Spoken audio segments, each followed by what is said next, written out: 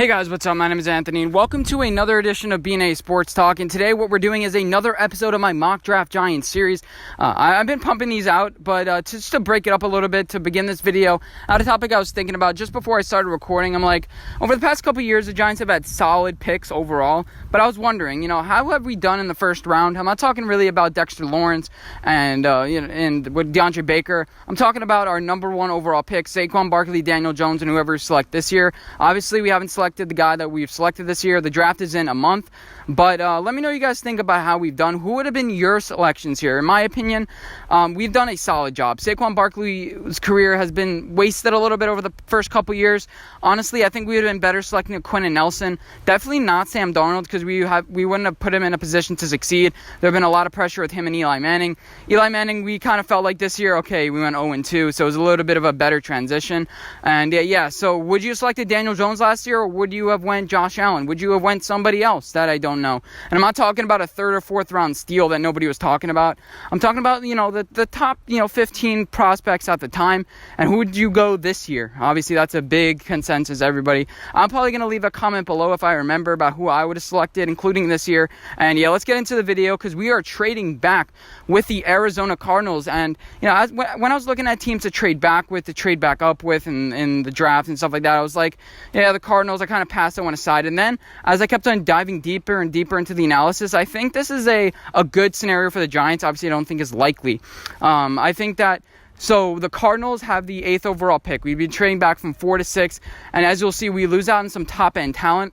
The Cardinals would trade up to get a Tristan Wirfs or maybe even a Jeff Okudah if he falls. They may go up and draft Jeff Okudah because Patrick Peterson is not getting any younger. He's still fairly solid, but I think he's on the downward trajectory of his career.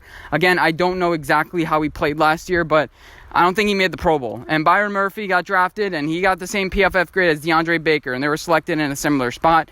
With Byron Murphy, he has all the athleticism and stuff. I was thinking about potentially trading for him, but then I was just like, he's just too slow. He runs a 4.55, slower than DeAndre Baker.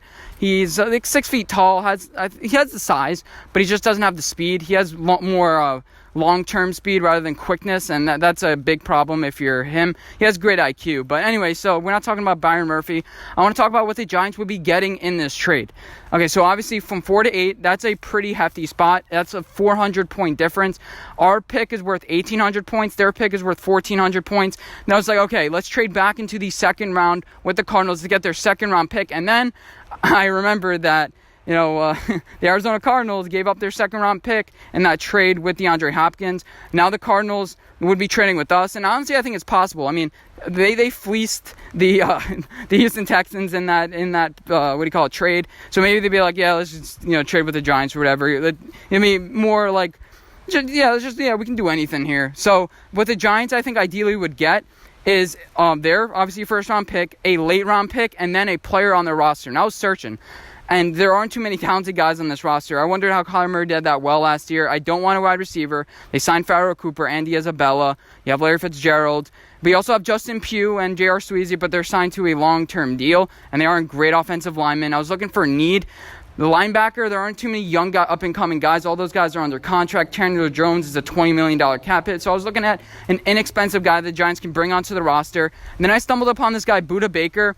Didn't know anything about him, honestly, before I started this video. I did a quick 5 to 10 minute due diligence, and the more I saw, the more I liked. So he's 5'10", drafted in the second round, and he posted up a 4.45 in the combine, opposed to Byron Murphy's 4.55. So he's a quick guy. He plays more of a strong safety. He can keep up with wide receivers. He struggles against tight ends, but if we bring in a coverage linebacker, that can be solved. So he's going to be more of a strong safety for us.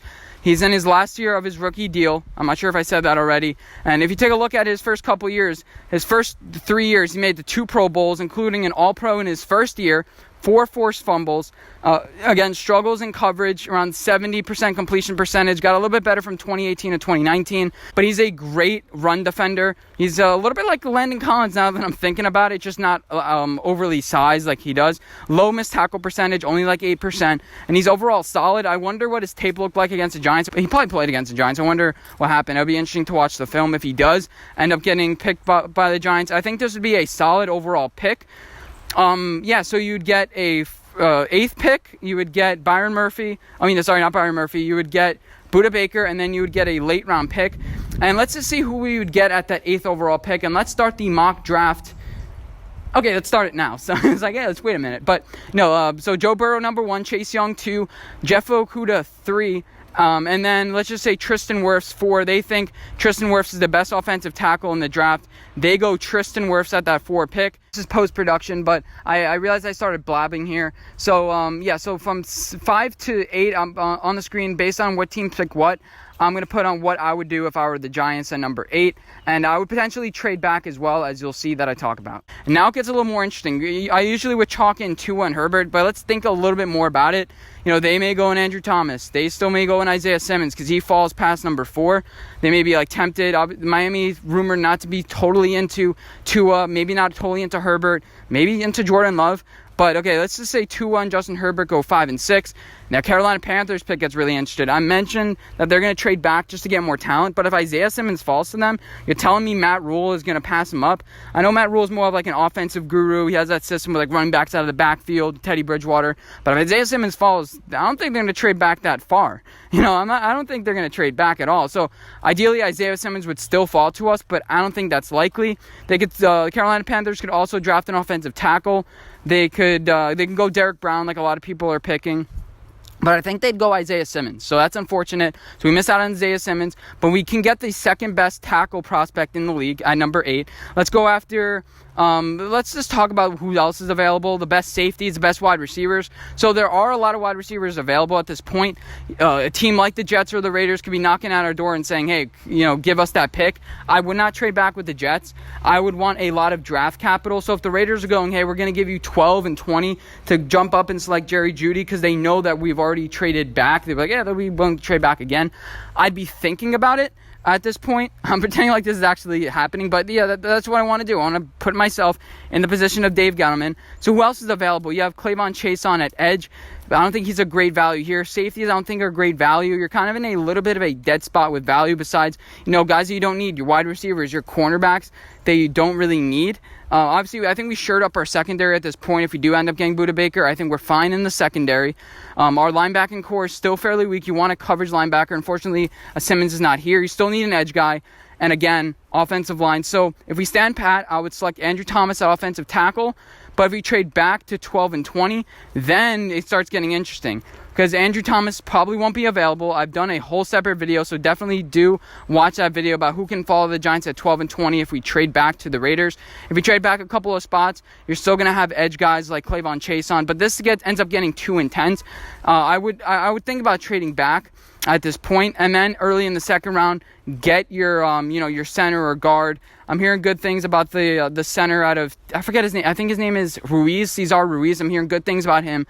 So I would take Andrew Thomas and get a center. So you'd have a beast, pretty much offensive line. You still have a little bit of a liability with Nate Solder, but you'd have an offensive line that's solid. You'd have a secondary that you're more confident in, but you'd still miss out on that edge or linebacker. Hopefully get one later in the draft. Let me know what you guys think. Do the Giants win this scenario? What would you do? Would you trade back to 12 and 20? Who would you pick up? And yeah, thank you guys for watching. I'll see you guys in my next video. Bye, guys.